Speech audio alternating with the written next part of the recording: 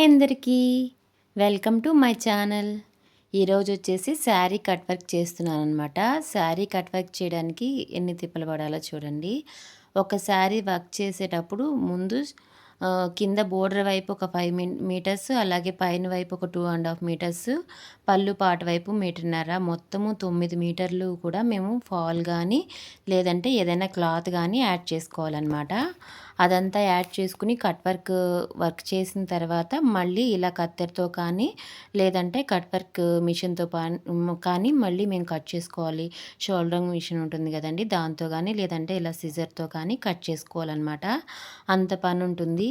Only sari cut వర్క్కే ఇంత కాస్టా అలా అని అడుగుతూ ఉంటారు. అయితే నాకు తెలియక ఫస్ట్ ఒక శారీ చేశాను, కొంచెం హెవీగానే చేశాను. అదైతే చాలా తక్కువ తీసుకున్నాను అనమాట. నాకు 3 డేస్ ఫుల్గా పట్టింది.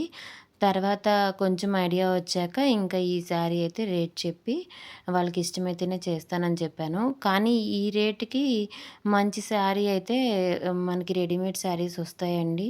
కానీ వాళ్ళు కొంతమంది ఇలా వర్క్ సెపరేట్‌గా చేయించుకోవడానికి ఇష్టపడుతుంటారు కదా! అలాంటి వాళ్ళు ఇలా plain saris, space silk saris కొని ఇలా వర్క్ చేయించుకుంటూ ఉంటారు. నేనైతే ఇది సెకండ్ శారీ అనమాట. ఫస్ట్ అయితే కొంచెం హెవీగా చేశాను. ఇది కొంచెం సింపుల్ వర్క్ అనమాట. ఇదైతే నాకు 1 ½ డేలో అయిపోయిందండి. బ్లౌజు, శారీ కలిపి. అయితే నాకు ఇంకొక బ్లౌజ్ చేశాను. ఇంకో శారీ కట్ వర్క్ చేశాను. అదైతే నాకు 3 డేస్ ఫుల్‌గా పట్టిందనమాట. ఫినిషింగ్ అంతా ఇలా మొత్తం ఫినిషింగ్ చేశాక బ్లౌజ్‌కి కూడా కట్ వర్క్ కావాలని అడిగారనమాట.